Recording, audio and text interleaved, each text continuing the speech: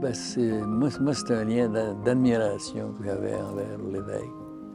Je n'ai jamais été un proche, là, comme par exemple Camille Lorrain pouvait l'être, ou Jacques-Yvan Morin.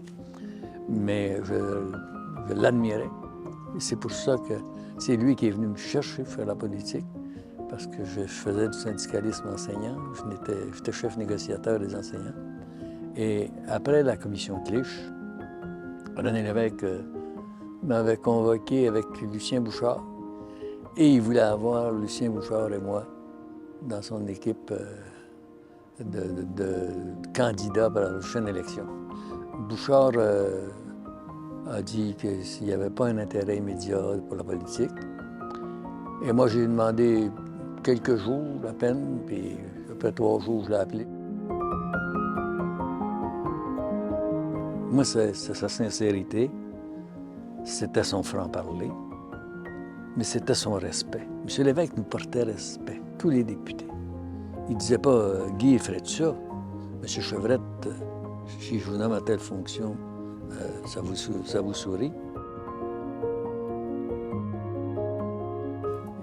C'est un homme que je n'oublierai jamais. Respectueux envers les députés élus, comme j'ai rarement vu. Et puis, respectueux envers les adversaires aussi. Je ne parle pas quand il était encore en campagne puis qu'il fallait relever les mauvais coups, mais il était... Ça m'a frappé. Et j'ai essayé d'exercer ça, moi, la même situation. Je parlais beaucoup quand j'étais chef intérimaire pendant 2 ans, là, avant que M. Parizeau rentre en chambre. J'ai essayé de parler avec M. Bourassa, puis je m'entendais très bien, puis c'était respectueux, puis je trouvais ça assez bien. Puis c'était du René Lévesque, ça, qui m'avait inspiré dans ce sens-là. Moi, quand les 6 sont quittés, là, M. Lévesque a été marqué, très, très marqué. Je le sentais malheureux, je le sentais déçu, je le sentais peiné. Puis moi, j'ai décidé, j'ai dit, je reste là.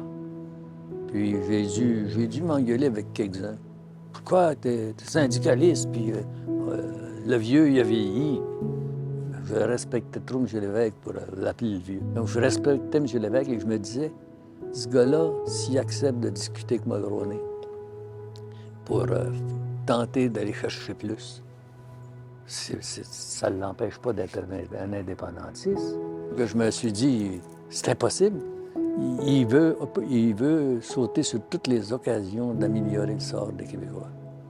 Et ça, moi, c'était ma conviction. Puis je croyais sincère. Moi, je pense que la grande bataille d'Hydro-Québec, c'est sans doute celle qui lui a donné le plus de fierté. Puis après ça, bien, c'est le respect de ses engagements politiques. Quand on s'est présenté, il avait promis une loi sur la langue, on l'a eu. Il avait promis une loi sur l'agriculture, on l'a eu. Il avait proposé 5 ou 6 lois majeures.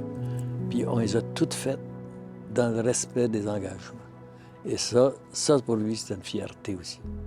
Mais je dirais que la plus grande, c'est quand même d'avoir donné aux Québécois leur électricité à partir de l'euro. Ben, c'est parce qu'il a donné aux Québécois, une très grande majorité de Québécois, il a donné de la fierté d'être Québécois. Puis dire qu'il y a toujours de l'espoir à ce qu'on avance.